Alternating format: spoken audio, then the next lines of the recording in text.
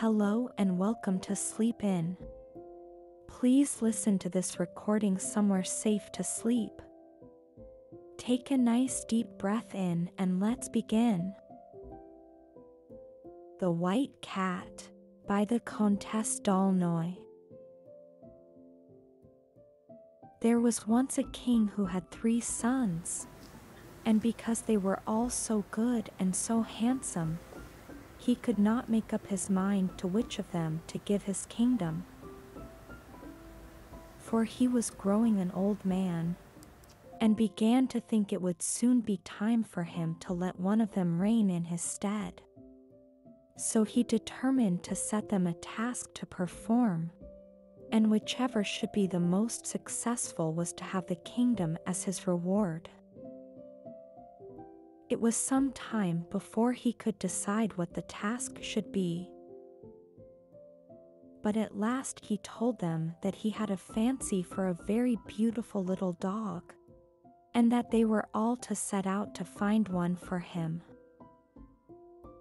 They were to have a whole year in which to search, and were all to return to the castle on the same day, and present the various dogs they had chosen at the same hour. The 3 princes were greatly surprised by their father's sudden fancy for a little dog, but when they heard that whichever of them brought back the prettiest little animal was to succeed his father on the throne, they made no further objection, for it gave the 2 younger sons a chance they would not otherwise have had of being king. So they bade their father good Bye. and after agreeing to be back at the castle at the same hour, and on the same day, when a year should have passed away, the 3 brothers all started together. A great number of lords and servants accompanied them out of the city, but when they had ridden about a league they sent everyone back, and after embracing one another affectionately, they all set out to try their luck in different directions.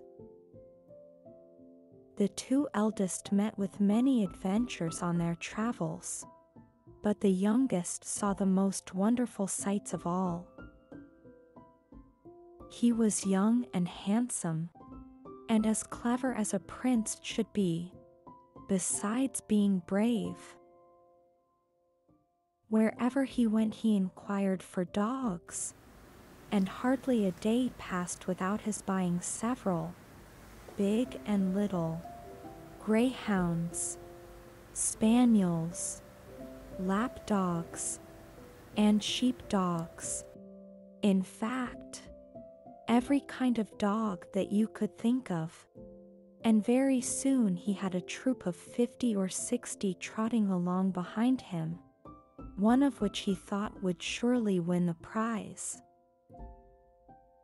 So he journeyed on from day to day, not knowing where he was going, until one night he lost his way in a thick dark forest, and after wandering many weary miles in the wind and rain he was glad to see at last a bright light shining through the trees. He thought he must be near some woodcutter's cottage, but what was his surprise when he found himself before the gateway of a splendid castle. At first he hesitated about entering, for his garments were travel-stained, and he was drenched with rain, so that no one could have possibly taken him for a prince. All the beautiful little dogs he had taken so much trouble to collect had been lost in the forest, and he was thoroughly weary and disheartened. However, something seemed to bid him enter the castle, so he pulled the bell. Immediately the gateway flew open, and a number of beautiful white hands appeared, and beckoned to him to cross the courtyard and enter the great hall. Here he found a splendid fire blazing, beside which stood a comfortable armchair. The hands pointed invitingly towards it, and as soon as the prince had seated himself, they proceeded to take off his wet, muddy clothes and dress him in a magnificent suit of silk and velvet. When he was ready, the hands led him into a brilliantly lighted room, in which was a table spread for supper. At the end of the room was a raised platform, upon which a number of cats were seated, all playing different musical instruments. The prince began to think he must be dreaming, when the door opened, and a lovely little white cat came in. She wore a long black veil, and was accompanied by a number of cats, dressed in black, and carrying swords. She came straight up to the prince, and in a sweet, sad little voice bade him welcome. Then she ordered supper to be served, and the whole company sat down together. They were waited upon by the mysterious hands, but many of the dishes were not to the prince's liking. Stewed rats and mice may be a first-rate meal for a cat, but the prince did not feel inclined to try them. However, the white cat ordered the hands to serve the prince with the dishes he liked best, and at once, without his even mentioning his favorite food, he was supplied with every dainty he could think of. After the prince had satisfied his hunger, he noticed that the cat wore a bracelet upon her paw, in which was set a miniature of himself, but when he questioned her about it, she sighed, and seemed so sad that, like a well-behaved prince, he said no more about the matter. Soon after supper, the hands conducted him to bed, when he at once fell fast asleep, and did not awaken until late the next morning. On looking out of his window, he saw that the white cat and her attendants were about to start out on a hunting expedition. As soon as the hands had dressed him in a hunting suit of green, he hurried down to join his hostess. The hands led him up to a wooden horse, and seemed to expect him to mount.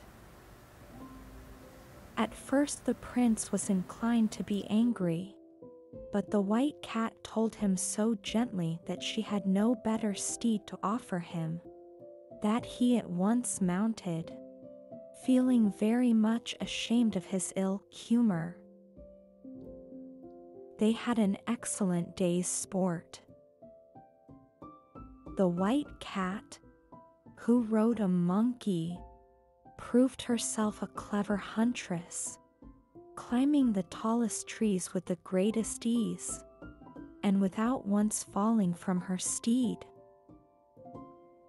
Never was there a pleasanter hunting party, and day after day the time passed so happily away that the prince forgot all about the little dog he was searching for, and even forgot his own home and his father's promise. At length the white cat reminded him that in 3 days he must appear at court, and the prince was terribly upset to think that he had now no chance of winning his father's kingdom. But the white cat told him that all would be well, and giving him an acorn, bade him mount the wooden horse and ride away. The prince thought she must be mocking him, but when she held the acorn to his ear, he heard quite plainly a little dog's bark. "Inside this acorn," she said, is the prettiest little dog in the world. But be sure you do not open the fruit until you are in the king's presence." The prince thanked her, and having bidden her a sorrowful farewell, mounted his wooden steed and rode away. Before he reached the castle, he met his two brothers, who made fine fun of the wooden horse, and also of the big ugly dog which trotted by his side. They imagined this to be the one their brother had brought back from his travels, hoping that it would gain the prize. When they reached the palace, everyone was loud in praise of the two lovely little dogs the elder brothers had brought back with them. But when the youngest opened his acorn and showed a tiny dog, lying upon a white satin cushion, they knew that this must be the prettiest little dog in the world. However, the king did not feel inclined to give up his throne just yet, so he told the brothers that there was one more task they must first perform. They must bring him a piece of muslin so fine that it would pass through the eye of a needle. So once more the brothers set out upon their travels. As for the youngest, he mounted his wooden horse and rode straight back to his dear white cat. She was delighted to welcome him, and when the prince told her that the king had now ordered him to find a piece of muslin fine enough to go through the eye of a needle, she smiled at him very sweetly and told him to be of good cheer. "In my palace I have some very clever spinners," she said, "and I will set them to work upon the muslin." The prince had begun to suspect by this time that the white cat was no ordinary pussy, but whenever he begged her to tell him her history, she only shook her head mournfully and sighed.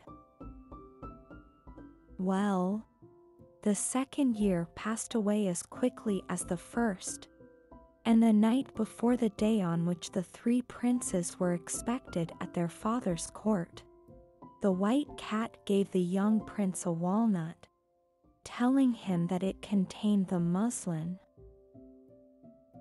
Then she bade him goodbye, and he mounted the wooden horse and rode away. This time the young prince was so late that his brothers had already begun to display their pieces of muslin to the king when he arrived at the castle gates. The materials they had brought were of extremely fine texture, and passed easily through the eye of a darning needle, but through the small needle the king had provided they would not pass. Then the youngest prince stepped into the great hall and produced his walnut. He cracked it carefully, and found inside a hazelnut. This, when cracked, held a cherry stone. Inside the cherry stone was a grain of wheat, and in the wheat a millet seed.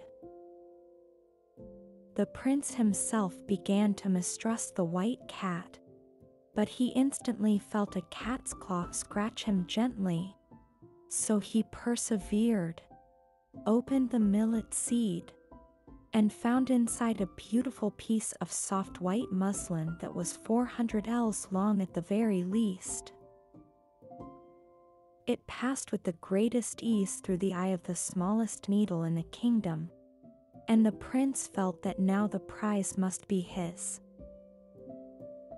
But the old king was still very loath to give up ruling, so he told the princes that before any one of them could become king he must find a princess to marry him who would be lovely enough to grace her high station, and whichever of the princes brought home the most beautiful bride should really have the kingdom for his own. Of course, The prince went back to the white cat and told her how very unfairly his father had behaved to him. She comforted him as best she could and told him not to be afraid, for she would introduce him to the loveliest princess the sun had ever shone upon. The appointed time passed happily away, and one evening the white cat reminded the prince that on the next day he must return home. "Alas," said he, "where shall I find a princess now? The time is so short that I cannot even look for one." Then the white cat told him that if only he would do as she bade him, all would be well. "Take your sword, cut off my head and my tail, and cast them into the flames," she said. The prince declared that on no account would he treat her so cruelly, but she begged him so earnestly to do as she asked that at last he consented. No sooner had he cast the head and the tail into the fire than a beautiful princess appeared where the body of the cat had been. The spell that had been cast upon her was broken, and at the same time her courtiers and attendants, who had also been changed into cats, hastened in their proper forms again, to pay their respects to their mistress. The prince at once fell deeply in love with the charming princess, and begged her to accompany him to his father's court as his bride. She consented, and together they rode away. During the journey, the princess told her husband the story of her enchantment. She had been brought up by the fairies, who treated her with great kindness until she offended them by falling in love with the young man whose portrait the prince had seen upon her paw, and who exactly resembled him. Now, the fairies wished her to marry the king of the dwarfs, and were so angry when she declared she would marry no one but her own true love, that they changed her into a white cat as a punishment. When the prince and his bride reached the court, all were bound to acknowledge that the princess was by far the loveliest lady they had ever seen. So the poor old king felt that now he would be obliged to give up his kingdom. But the princess knelt by his side, kissed his hand gently, and told him that there was no reason for him to cease ruling, for she was rich enough to give a mighty kingdom to each of his elder sons, and still have 3 left for herself and her dear husband. So everyone was pleased, and there was great rejoicing and feasting in the king's palace, and they all lived happily ever after.